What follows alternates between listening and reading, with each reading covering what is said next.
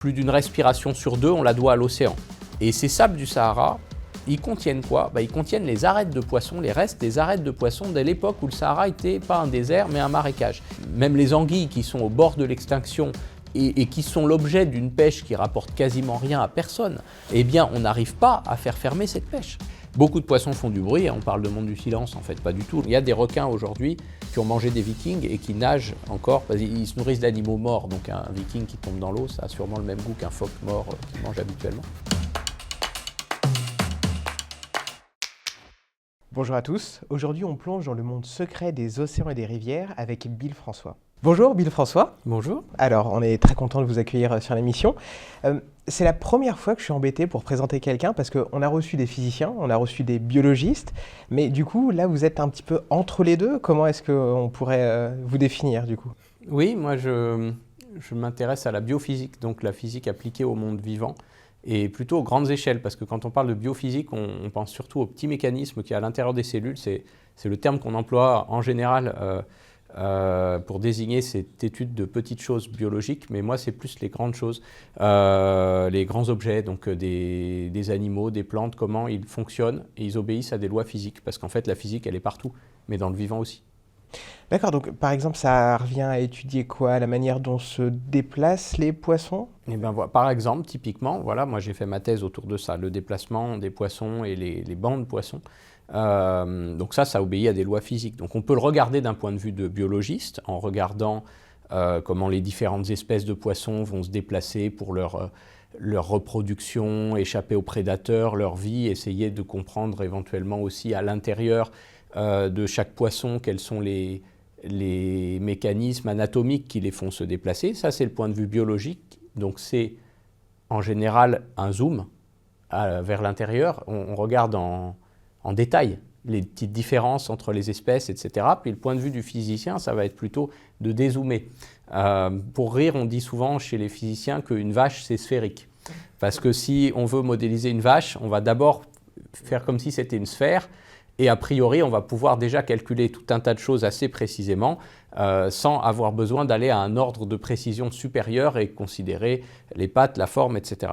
C'est un peu pareil, le point de vue du physicien sur le déplacement des poissons, ça va être de simplifier le problème, de le modéliser simplement, des forces, des énergies, etc. et d'arriver à comprendre comme ça certaines grandes lois unificatrices.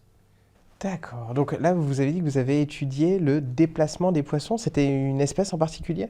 Justement, voilà, le point de vue biologique serait de se dire, on regarde vraiment une espèce en particulier. Le point de vue du physicien était plutôt d'essayer de trouver des lois générales, mais évidemment, on n'échappe pas à la diversité de la nature. Donc, comme c'était expérimental, il fallait qu'on étudie des espèces en particulier. On avait travaillé sur plusieurs espèces, des petits poissons d'aquarium comme le poisson zèbre.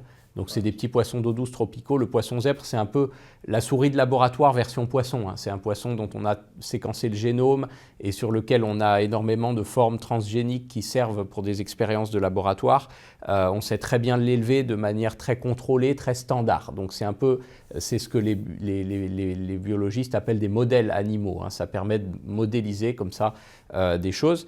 Là, on travaillait sur les poissons zèbres parce qu'ils étaient faciles à obtenir en aquarium, mais on a aussi travaillé sur des poissons de mer d'Amérique du Nord, du côté ouest de l'Amérique du Nord, qui s'appellent Cymatogaster aggregata, qui n'ont pas vraiment de nom en français.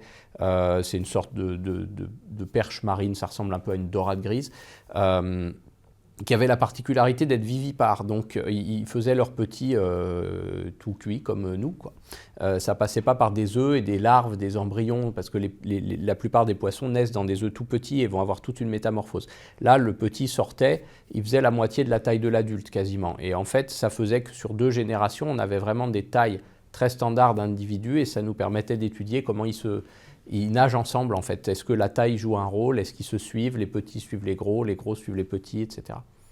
D'accord. Alors ça va être extrêmement intéressant. Et c'est vrai que c'est un domaine, je pense, dont on ne parle pas forcément tant que ça. Je vais regarder une étude qui posait des questions à des enfants et certains avaient tendance à dessiner, quand on leur demandait de dessiner des poissons, à dessiner des petits carrés de, de poissons panés.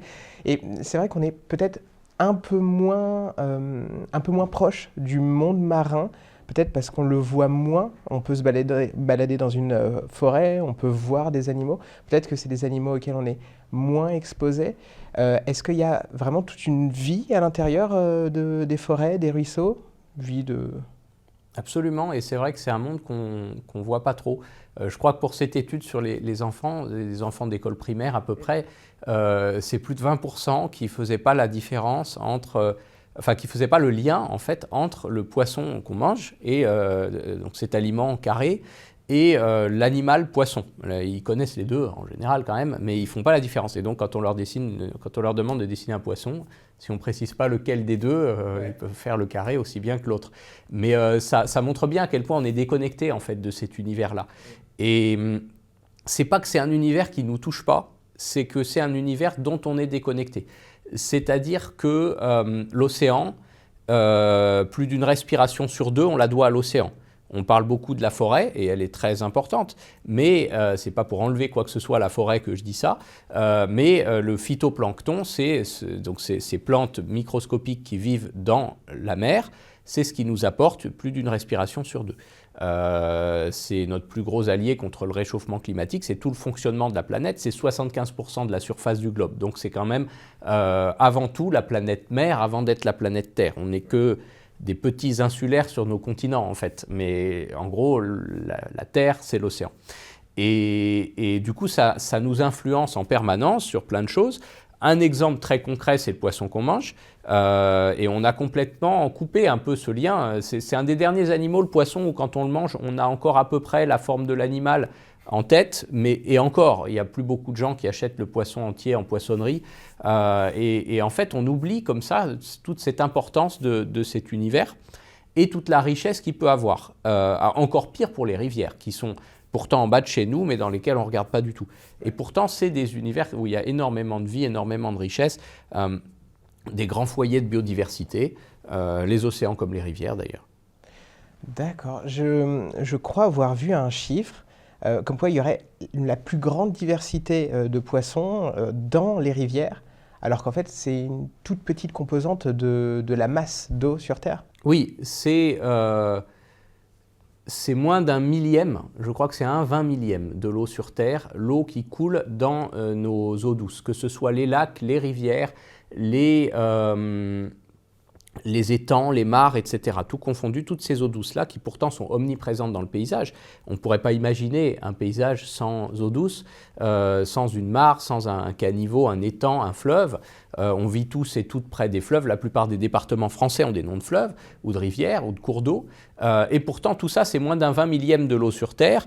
Et l'immense majorité de cette eau se trouve dans les grands lacs américains, le lac Baïkal et l'Amazone. Donc en plus, en vrai, nos rivières, entre guillemets, c'est encore moins que ça. Donc c'est vraiment très peu comme milieu en termes de volume que ça occupe à la surface de la planète, l'eau douce.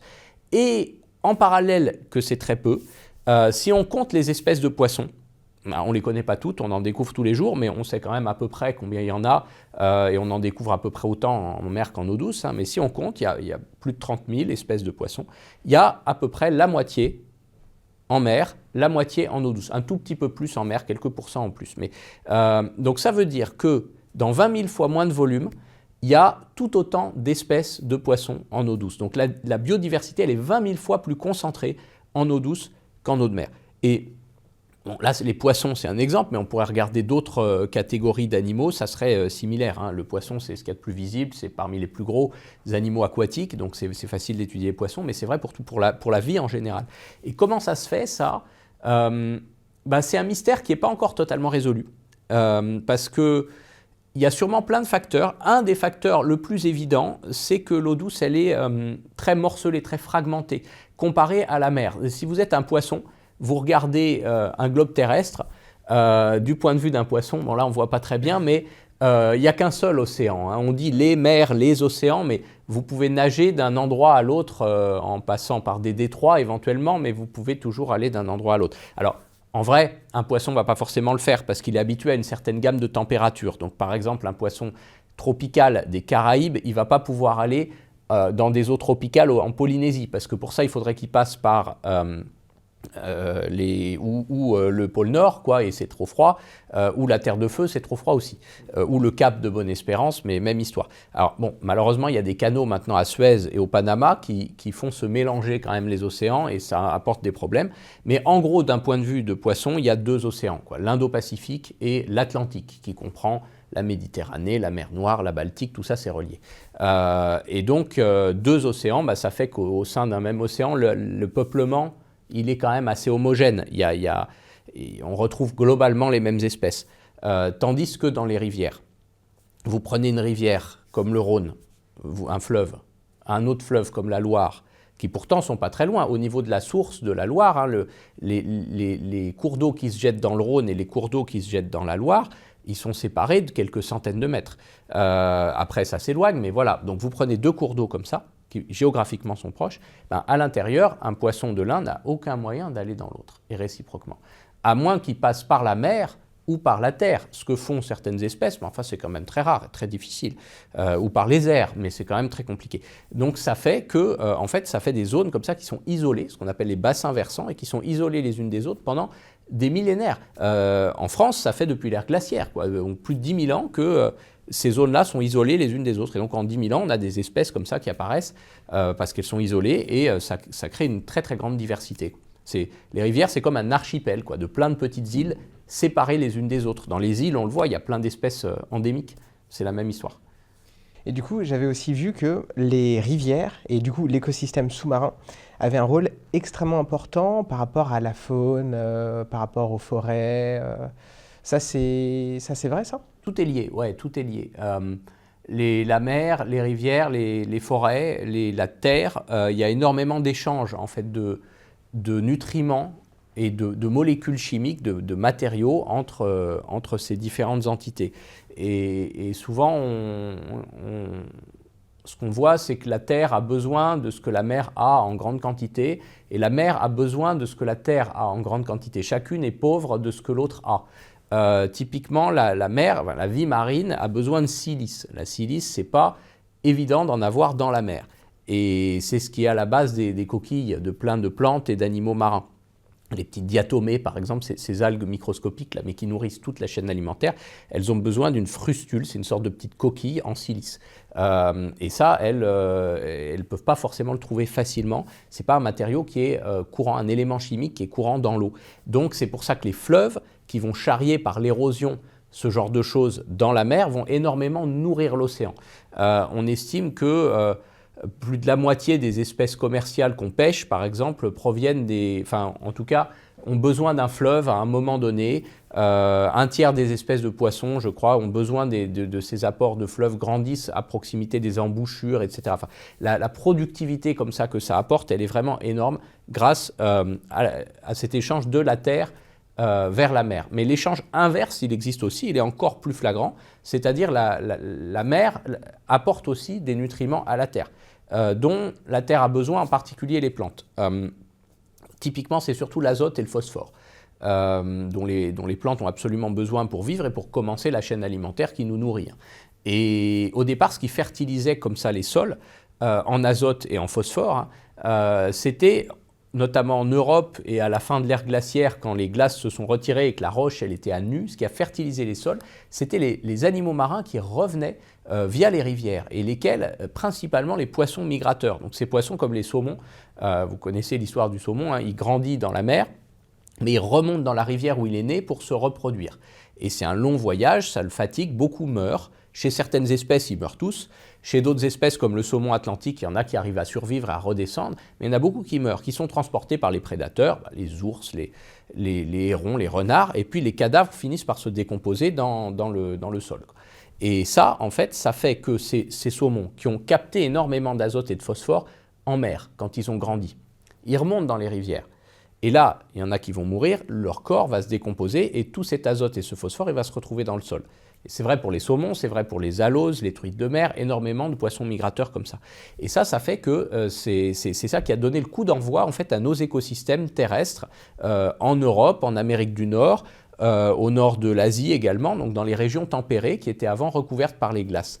Et encore aujourd'hui, dans les coins où il y a encore beaucoup de saumons et où la terre a émergé des glaces il y a peu, au Canada par exemple, il y a des études qui montrent que la diversité des arbres, la diversité des chants des oiseaux dans les forêts, bref, la santé des écosystèmes de forêt, des écosystèmes terrestres, elle est corrélée à la quantité de saumon qui remonte dans les rivières. Même à tel point que les cernes des arbres, donc qui témoignent de à quelle vitesse l'arbre a grandi, sont 1,5 mm plus épais les années où il remonte beaucoup de saumon. Donc sur une coupe d'arbres, vous pouvez voir non seulement les hivers plus ou moins rudes, etc., comme d'habitude, mais en plus, s'il y a eu ou pas des saumons, quoi. Parce que l'arbre, le papier, c'est du saumon à la base. Alors, en Europe, malheureusement, le saumon, il a quasiment disparu. En tout cas, il n'y a même pas un 10 millième des populations qu'il y avait avant les premiers barrages. Mais d'autres processus ont pris le relais. Des plantes qui fixent de l'azote, etc. Mais en fait, avec cette disparition du saumon, l'azote et le phosphore ont été très rares pendant très longtemps et ont été un enjeu crucial pour l'agriculture. Et au Moyen-Âge, on n'avait pas vraiment de moyens d'enrichir les sols avec ça, à part en laissant des jachères pendant très longtemps pour que des plantes fixent de l'azote avec leurs racines, ou des plantes comme les légumineuses font ça assez bien, les haricots, les choses comme ça. Mais on n'avait pas vraiment de solution. Et c'est pour ça qu'ensuite, au XIXe siècle, on a importé du guano, donc en fait, des crottes d'oiseaux, des fientes d'oiseaux marins, de toutes les régions où il y en avait, principalement les zones d'upwelling, donc les zones où il y a des courants marins qui font remonter des nutriments, justement de la silice. Ça nourrit l'écosystème marin. Il y a plein d'oiseaux qui mangent. Ils se regroupent dans des colonies et puis ils font ce qu'ils ont à faire. Ça fait des tonnes de déjections. Donc le Chili, le Pérou, c'est toujours à l'est des continents. À cause des vents dominants, les zones d'upwelling comme ça, c'est à l'est des continents. Et donc l'est de l'Afrique, l'est de l'Amérique du Sud, l'est de plein d'îles d'Océanie. C'était des zones où on prenait ce guano et où on l'importait en Europe, en Amérique du Nord, etc. pour fertiliser en fait les champs. Et pendant encore près d'un siècle, il y a même eu des guerres à cause de ça. En fait, c'est la mer qui nourrissait aussi le sol, mais indirectement comme ça. Et puis après, comme ces colonies d'oiseaux, en fait, on les a détruites en pillant le guano parce qu'ils nichaient dans le guano. C'était leur propre substrat de nidification. Ça tue les bactéries, c'est plein d'ammoniac.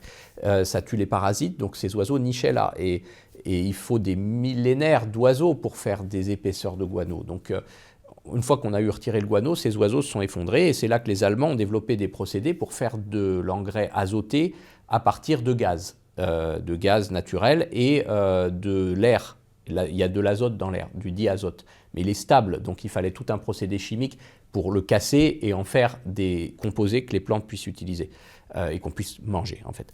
Et donc après, les Allemands, au début du XXe siècle, développent ce procédé Haber-Bosch, et là c'est le début de l'agriculture industrielle. Donc du coup, aujourd'hui, il n'y a plus cette idée que la terre, en tout cas que nos terres cultivées ont faim de ce qui apporte la mer. Non, elles sont surchargées au contraire en azote parce qu'on produit énormément, on met beaucoup trop d'engrais. Avec cet engrais, on fait énormément trop de plantes avec lesquelles on nourrit des tonnes d'animaux. Et ces animaux, ils digèrent et ça fait du lisier qu'on remet dans les champs pour en faire encore plus. Et donc on a saturé les sols aujourd'hui en azote. Mais pendant des millénaires, avant, ça fait que depuis après la guerre, quoi. Mais avant ça, c'était vraiment tout cet équilibre-là entre l'océan et les terres, et chacun qui a besoin de ce qu'apporte l'autre. Et on le voit encore dans certaines régions, c'est marrant. Typiquement l'Amazonie. Pourquoi l'Amazonie est aussi verte et aussi riche alors qu'elle est à des latitudes où souvent il y a des déserts quand même, quand on regarde. Ouais. Il y a déjà les Andes, pour l'eau, c'est les Andes qui bloquent les nuages et qui font que ça se condense là, mais l'eau, ça ne suffit pas à être riche, au contraire, l'eau, elle va lessiver les nutriments. Donc, a priori, pour qu'elle soit aussi riche, il faut qu'il y ait un apport de nutriments. Et quel est l'un des principaux apports de nutriments à ce niveau-là, notamment de phosphore, en fait, c'est des vents qui viennent du Sahara et qui apportent des sables du Sahara vers l'Amazonie, en grande quantité. Et ces sables du Sahara, ils contiennent quoi ? Ils contiennent les arêtes de poissons, les restes des arêtes de poissons dès l'époque où le Sahara n'était pas un désert mais un marécage. C'est pas si longtemps, c'est 8000 ans à peu près. Il y avait déjà des humains et même des civilisations. Mais il y a 8000 ans, le Sahara, c'était en majeure partie un vaste marécage où il y avait beaucoup de poissons. Ces poissons, maintenant c'est asséché, mais il reste des tonnes de sédiments, principalement les restes des arêtes. Et l'hydroxyapatite, les précipités de phosphore de ces arêtes se retrouvent envolés comme ça et ça nourrit l'Amazonie.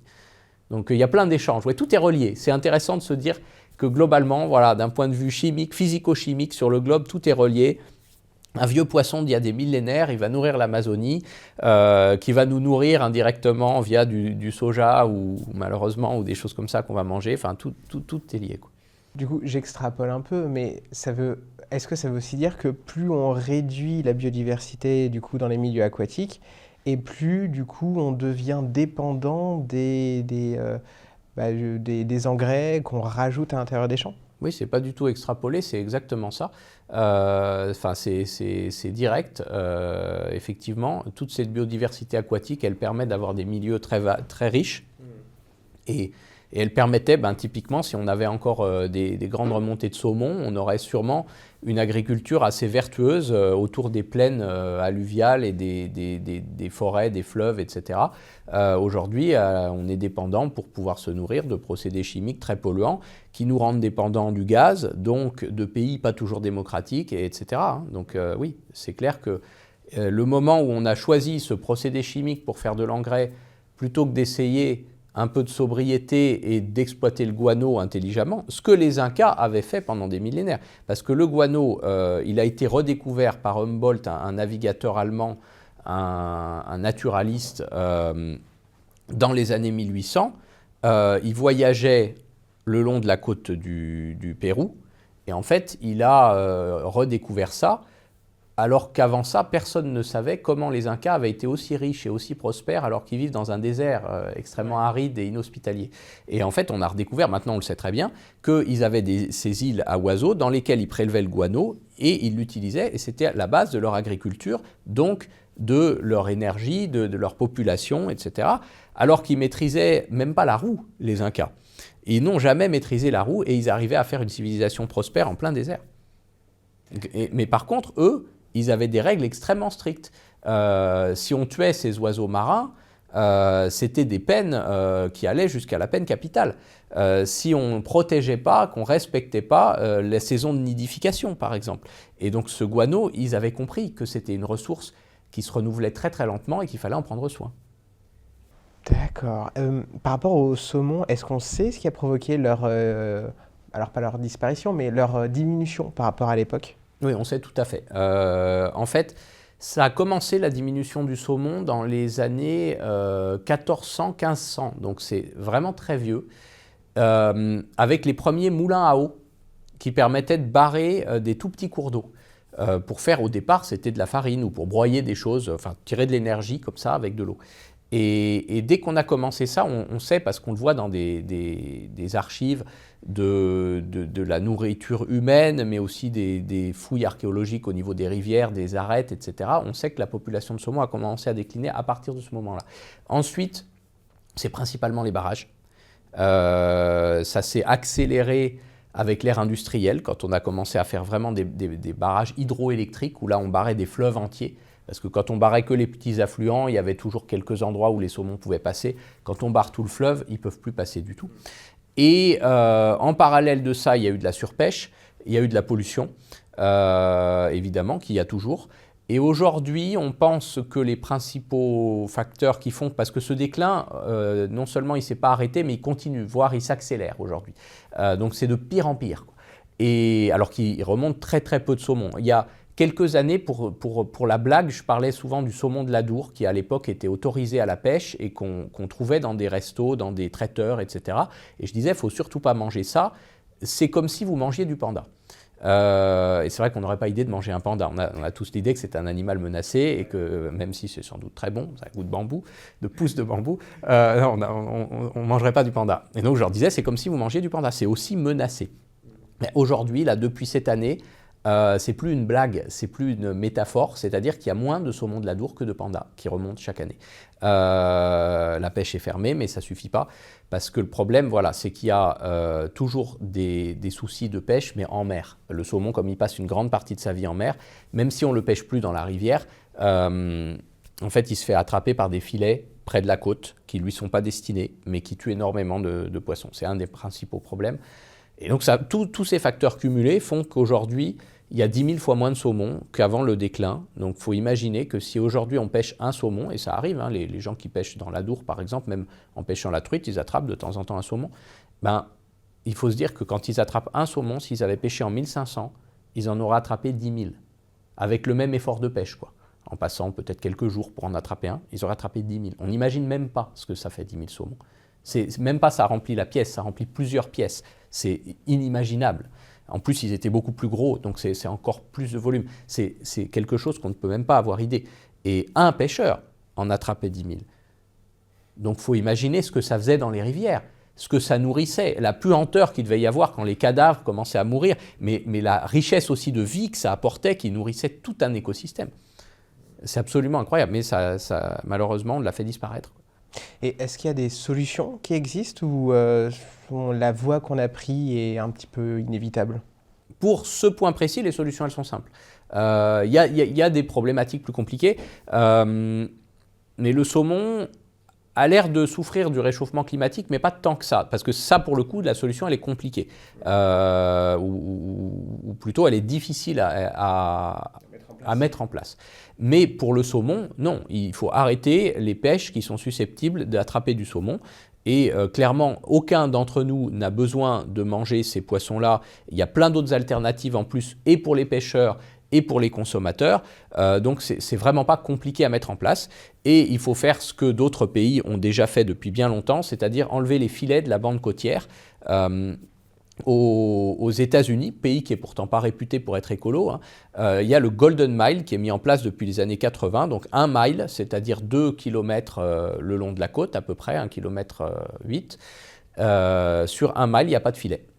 Et donc les poissons comme les saumons peuvent passer comme ça, emprunter ces corridors de migration et ils ont des populations de saumons tout à fait viables et qui se portent bien. En Alaska, il y a du saumon qui est même pêché en grosse quantité de manière très durable. Voilà, ce genre de réglementation, pour le coup, là, c'est pas compliqué. C'est rare qu'on ait des sujets écologiques où il n'y ait pas besoin d'un grand bouleversement. Mais malheureusement, même des choses comme ça, toutes petites, on n'arrive pas à les mettre en place. Il y a tellement de lobbies, d'intérêts, d'habitudes idiotes que politiquement, aujourd'hui, c'est difficile de faire... même les anguilles qui sont au bord de l'extinction et qui sont l'objet d'une pêche qui rapporte quasiment rien à personne, eh bien, on n'arrive pas à faire fermer cette pêche. Et c'est dû à quoi? C'est des résistances de lobbying, de locaux, une méconnaissance aussi des politiques, des vrais enjeux. Quand on voit comparer à d'autres pays, donc comme les États-Unis, mais même plus près de nous, l'Angleterre, ou plus loin l'Australie, la Nouvelle-Zélande, culturellement, on a d'autres lobbies de conservation, de plongeurs, de pêcheurs à la ligne, de pêcheurs artisanaux, qui ont réussi à avoir l'oreille des politiques. L'oreille des politiques, elle n'est pas compliquée à avoir. Il y a un mot qui débranche leur sonotone, c'est le mot fric. Tant qu'on parle d'autre chose, ils s'en foutent. Et donc là-bas, ce qu'ils ont réussi à leur démontrer, et qui est vrai, que l'économie prouve, mais totalement, c'est qu'un poisson pêché par un industriel rapporte 100 à 1000 fois moins qu'un poisson mort, qu'un poisson vivant, je veux dire, qu'un poisson vivant ou qu'un poisson pêché par un pêcheur artisanal, un pêcheur à la ligne. C'est entre 10 et 1000 fois l'écart entre les deux de ce que ça rapporte à l'économie.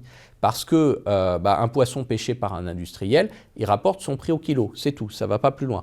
Et c'est des méthodes de pêche qui sont très coûteuses en énergie, en essence, en subvention aussi, parce que ces gros bateaux, il faut quand même quelqu'un pour investir dedans. En général, c'est l'État. Et ensuite, il faut quelqu'un pour investir, de les mettre à la casse pour les moderniser. Donc c'est extrêmement coûteux. Il y a en gros, si on retirait les subventions, la pêche industrielle ne serait pas viable aujourd'hui.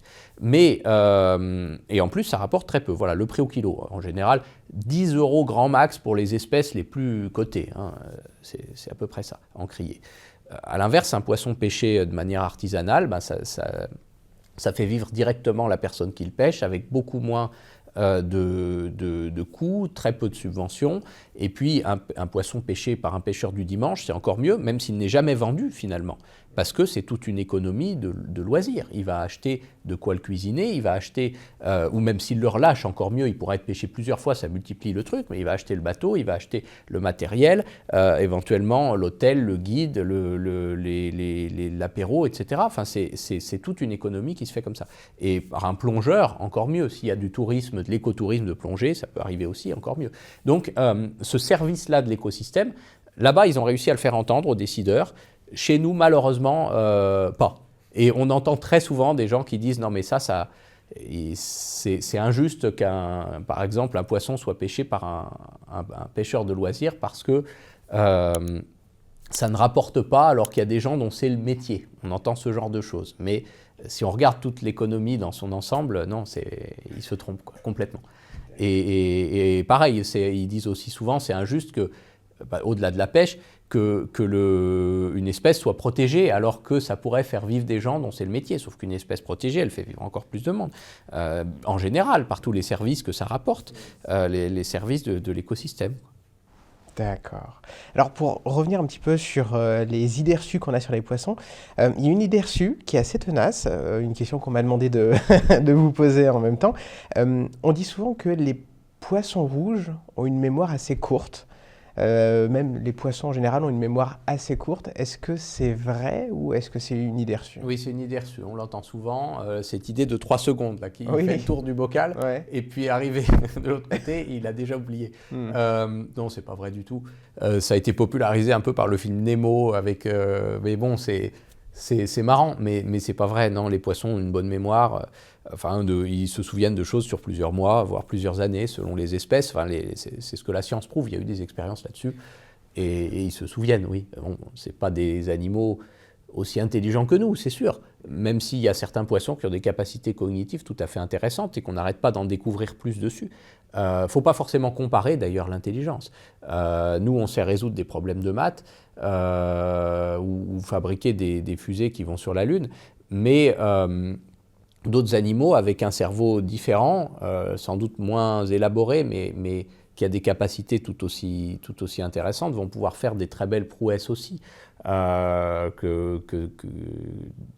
exemple, un saumon, il va arriver à détecter, pour reprendre les saumons, depuis la mer du Nord, le Groenland, l'odeur de sa rivière natale, et remonter la trace, alors qu'il y a des turbulences dans l'océan, que ce n'est pas en ligne droite, ce n'est pas plus ça sent, plus on chauffe.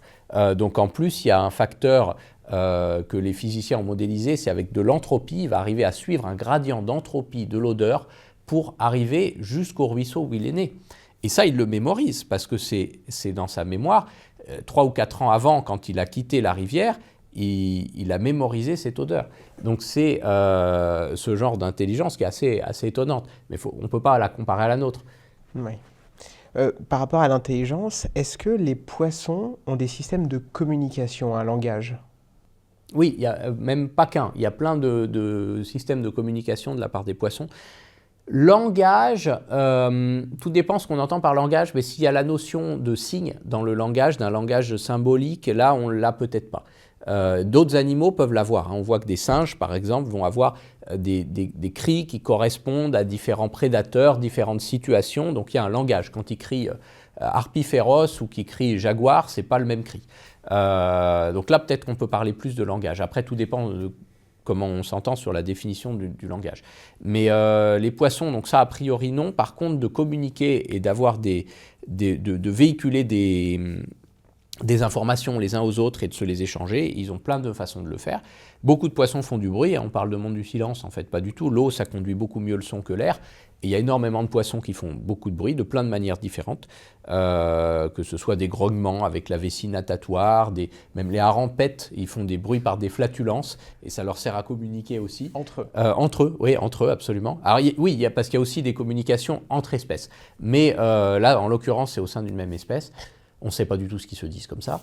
On ne veut peut-être pas savoir, c'est leur problème. Mais ouais, donc il y a plein de façons de communiquer par le son, mais aussi par beaucoup les phéromones, donc des odeurs, quoi, des odeurs qui ont du sens.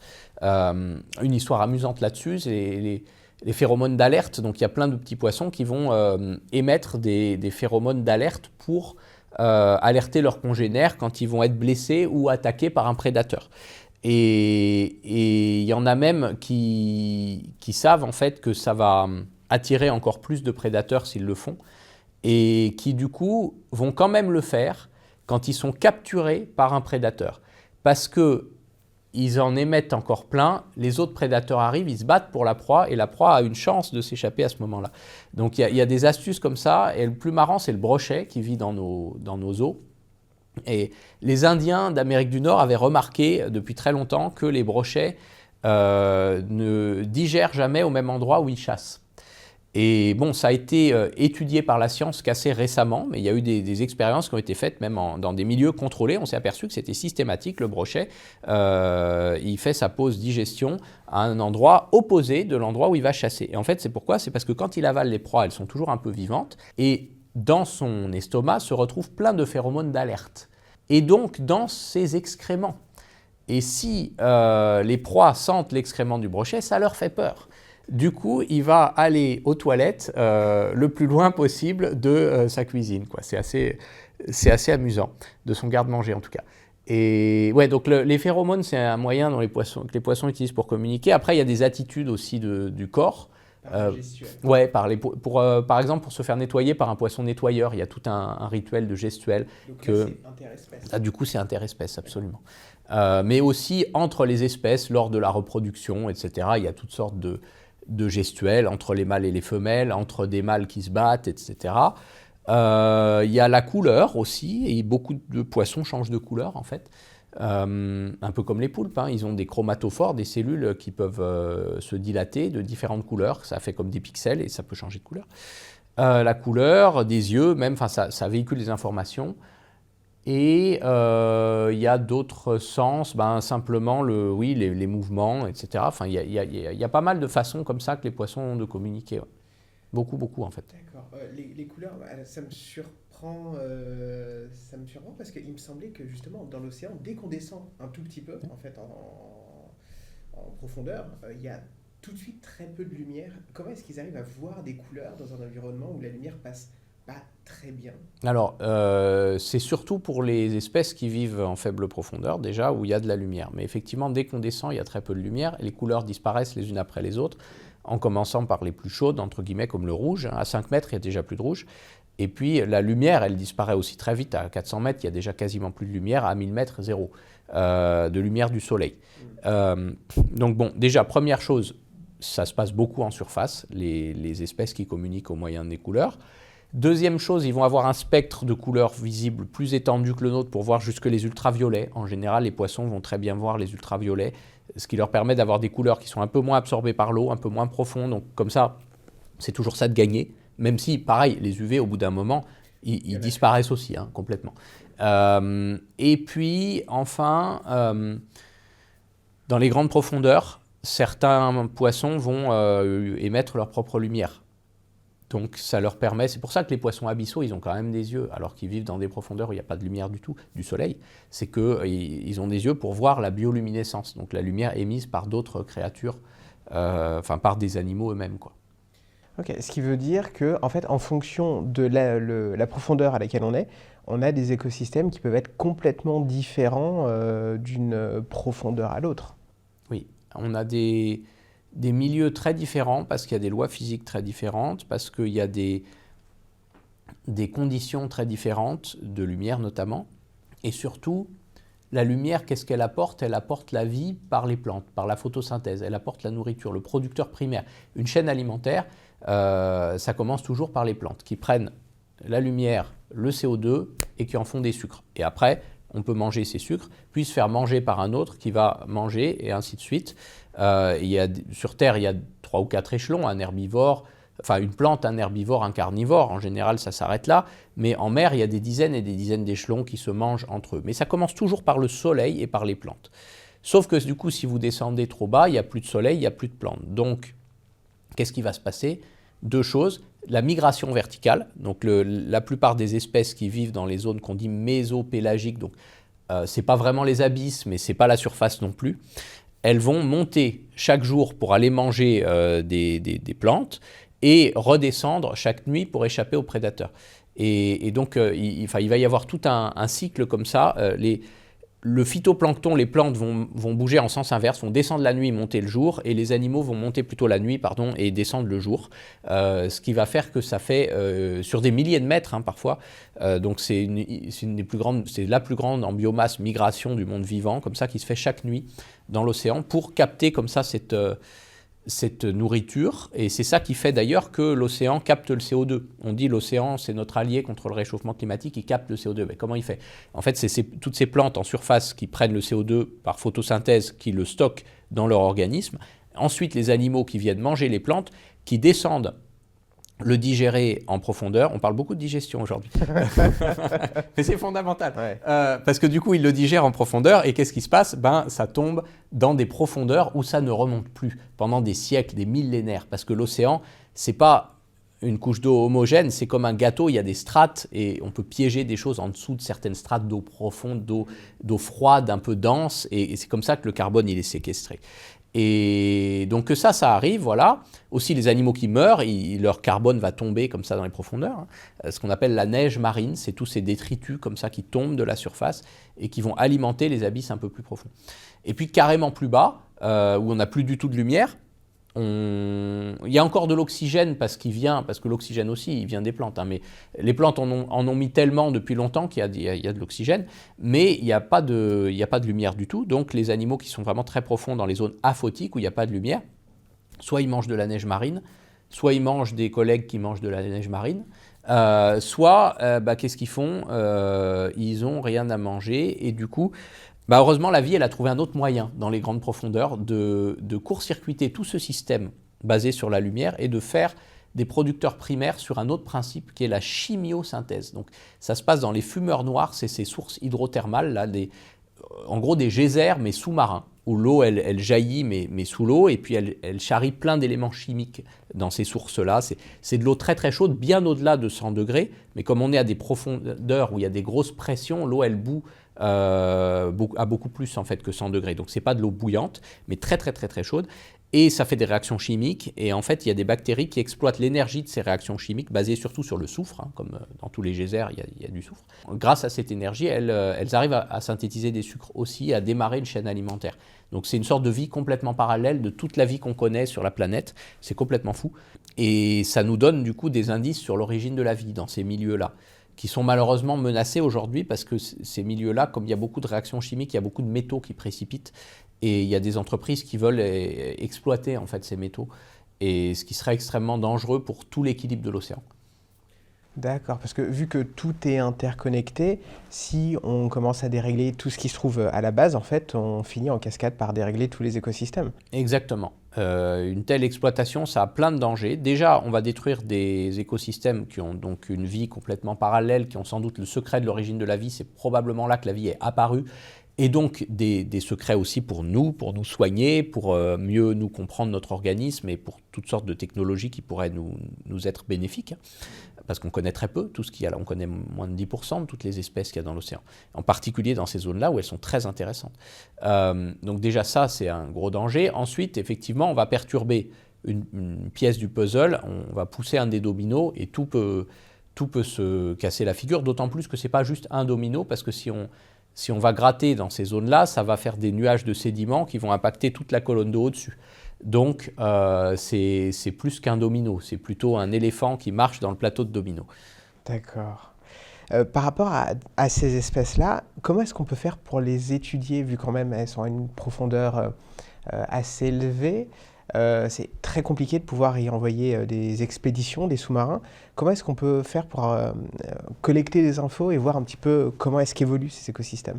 Mais il y a des robots en fait, c'est à distance, donc c'est des robots sous-marins avec des bras articulés qui viennent capturer des spécimens, qui filment, qui observent, qui font des mesures, des prélèvements, etc. Pour l'instant, c'est ça qu'on utilise parce qu'effectivement, on peut aller à ces profondeurs avec des sous-marins, avec des humains, mais c'est quand même très compliqué et dangereux et coûteux. J'ai entendu dire qu'à ces profondeurs, il y avait des poissons qui pouvaient atteindre des tailles complètement démesurées. C'est vrai ou c'est une légende?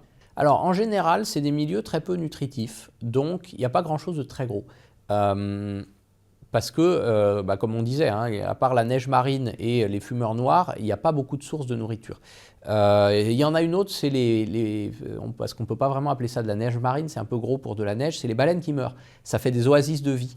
Les cadavres de baleines, donc ça peut nourrir des animaux, des poissons qui peuvent faire jusqu'à 1 mètre à peu près pendant quelques mois, parce qu'une baleine morte, c'est beaucoup de masse de nourriture.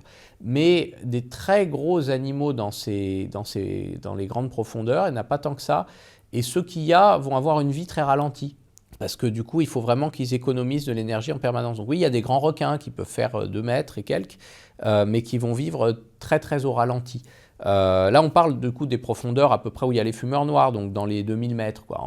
Encore plus bas, il y a beaucoup moins de vie encore et c'est de plus en plus petit. Et tous ces animaux, les poissons lanternes, les choses comme ça qu'on représente comme très monstrueux, en vrai, ils sont tout petits parce que, oui, c'est décevant. Hein.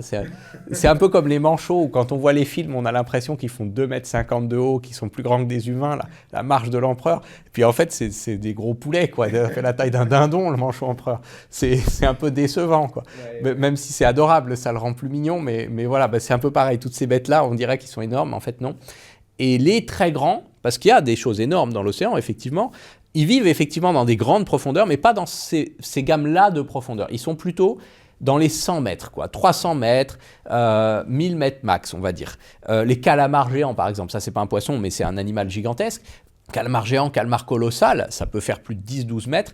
Ça vit pas au fin fond de la fosse des Mariannes, ça vit plutôt entre 300 et 1000 mètres. Quoi. Pareil, le régalec, donc ça c'est un poisson très long qui a donné naissance à des tas de légendes de serpents de mer. Il est tellement long, comme le serpent dans le jeu vidéo de Snake, là, le très vieux jeu vidéo de Boomer. Il peut se mordre la queue et se manger lui-même ce serpent quand il est en dèche de nutriments. Donc il pratique l'autotomie et il est capable de... En général, on les trouve toujours avec le bout de la queue en moins parce que on ne sait pas exactement s'il la mange systématiquement ou si c'est parfois aussi comme les lézards pour échapper à un prédateur. Mais en tout cas, a priori, ils font ça. Donc c'est un grand poisson comme un ruban qui peut faire plus de 10 mètres de long. Mais c'est pareil, ça vit plutôt dans les 100 mètres de fond. C'est dans ces zones-là qu'il y a vraiment du mystère et de la vie et une grosse biomasse parce que c'est la zone où ça peut monter à la surface pour profiter de ce que produit la lumière et redescendre ensuite. Le poisson le plus abondant du monde, il est dans cette zone-là. C'est lequel ? Le cyclotone, personne ne le connaît. Le nombre, mais ça n'évoque rien à personne, je crois que c'est un 1 avec 16 zéros derrière, combien il y en a. Donc c'est beaucoup. Et il fait quelle taille ? Il fait cette taille-là, il fait maxi 15 cm, on va dire. Il vit en très grand banc, il a des grandes dents, il est un peu comme un anchois, mais avec des grandes dents. Et personne ne l'avait même remarqué jusqu'il y a quelques années. On s'est aperçu que c'était le plus nombreux poisson du monde, le plus abondant, je crois que c'est en 2015. Ok, donc c'est quand même assez récent, et c'est le plus abondant. Et c'est la preuve qu'il y a énormément de choses à découvrir dans l'océan, c'est le plus abondant. Et Dieu merci, personne ne l'exploite parce qu'il est à des profondeurs encore trop importantes pour ça, dans les 300-400 mètres. Et on espère que ça ne sera pas le cas parce qu'il joue sûrement un rôle insoupçonné mais énorme. En parlant de superlatifs, est-ce qu'on sait quelle taille fait le plus gros animal marin, le plus gros poisson ? Alors peut-être qu'on en découvrira des plus gros, c'est ça toute la beauté.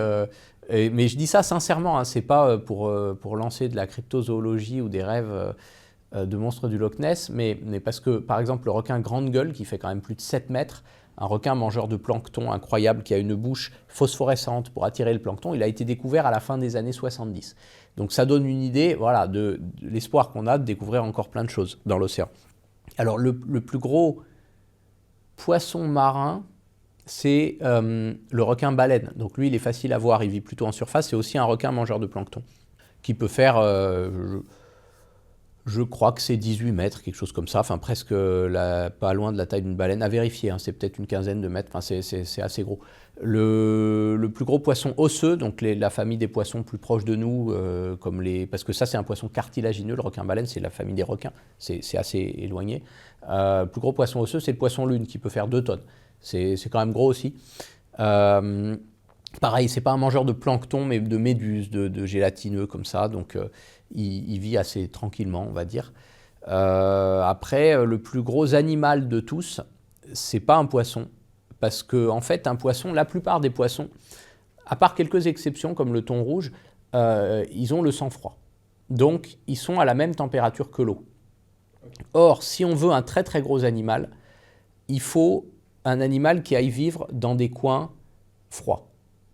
Parce que c'est là, près des pôles, qu'il y a du jour pendant 6 mois par an.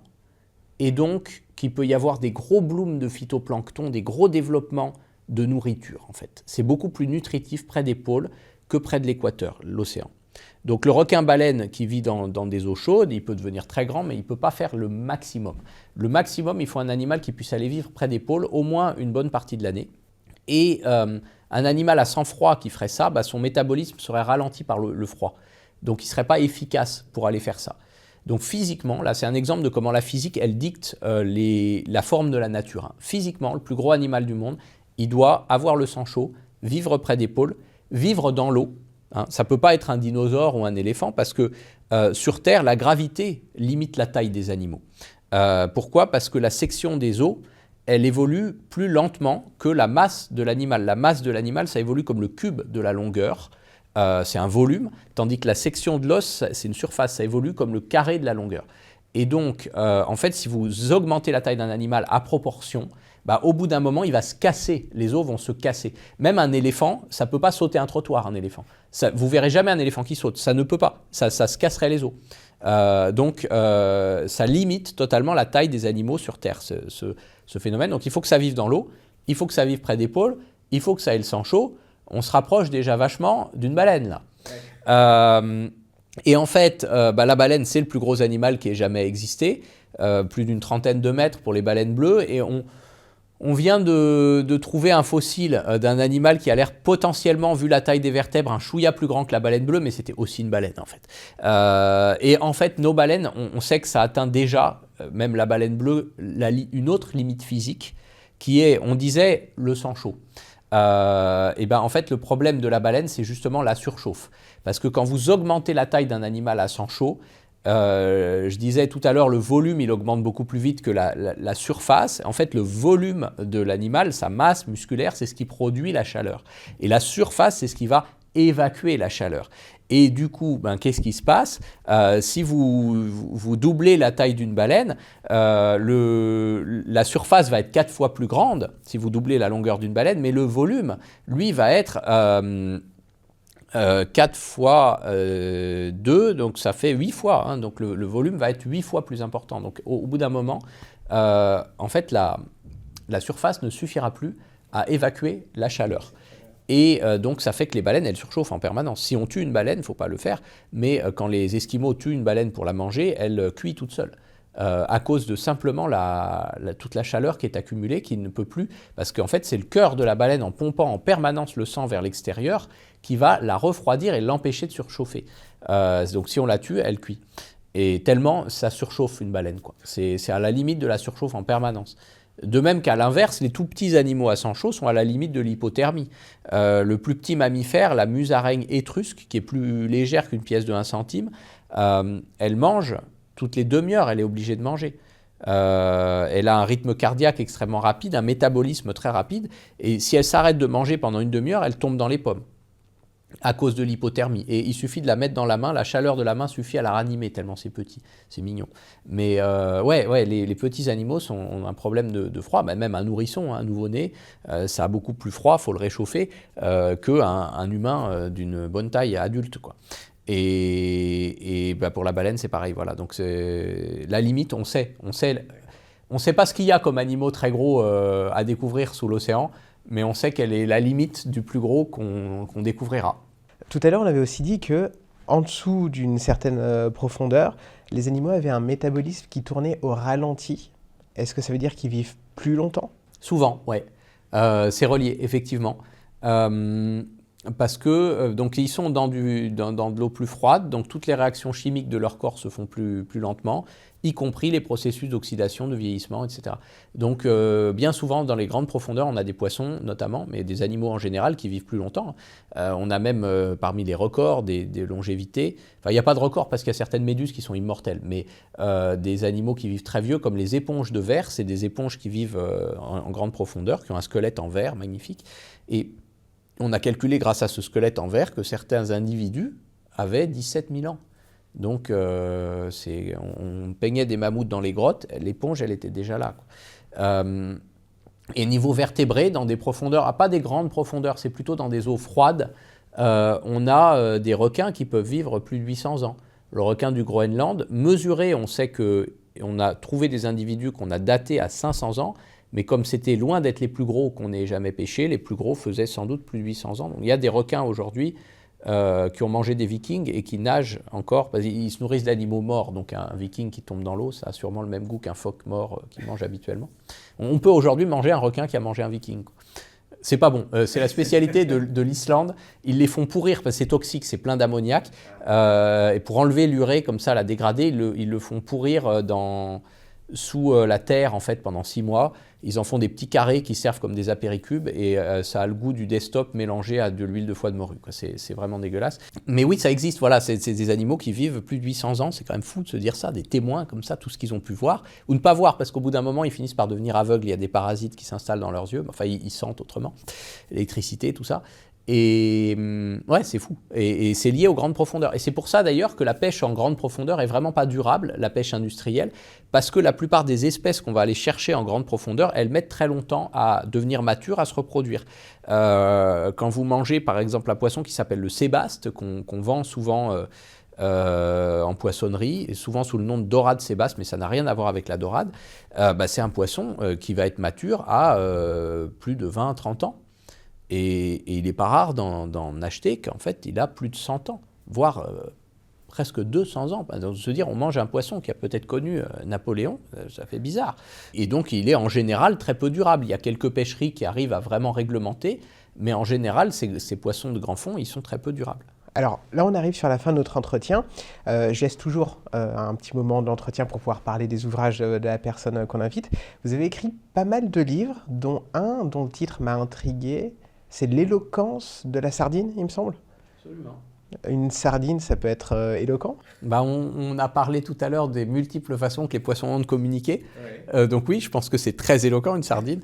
Surtout qu'elles arrivent entre elles à former des bancs de plusieurs millions d'individus qui prennent des décisions tout ensemble sans même avoir à se parler. Si ce n'est pas l'éloquence suprême, ça, d'arriver à prendre une décision et à choisir une route migratoire ou échapper à un prédateur tous ensemble à plusieurs millions sans se parler, alors que nous, même avec des débats, on a du mal à trouver un Premier ministre, c'est quand même de la grande éloquence, moi je trouve. Mais ce n'est pas un livre que sur les sardines, c'est un livre sur le monde marin en général et plein d'histoires, d'anecdotes, de secrets sur l'océan. D'accord. Et là, vous êtes en train d'écrire un autre livre qui devrait sortir d'ici un mois. Ce mois de novembre 2025. D'accord. Sur l'eau douce, donc ce monde un peu caché, le pendant méconnu de l'océan, mais qui est tout aussi riche et varié, qui obéit aussi à des lois physiques très intéressantes liées à l'eau. Et donc, c'est un beau livre aux éditions Tana qui s'appellera Eau douce, au moins ça dit ce que ça veut dire. Eau douce au pluriel, et en collaboration avec Yann Arthus Bertrand. Donc, il a fourni les photos vues d'au-dessus, de centaines d'endroits d'eau douce dans le monde, souvent assez spectaculaires.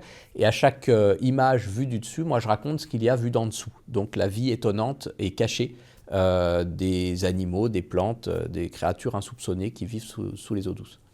D'accord, merci beaucoup. On mettra le livre en description pour tous ceux qui le voudraient. Avec plaisir. En tout cas, merci beaucoup pour cet entretien qui était extrêmement intéressant. Merci à vous.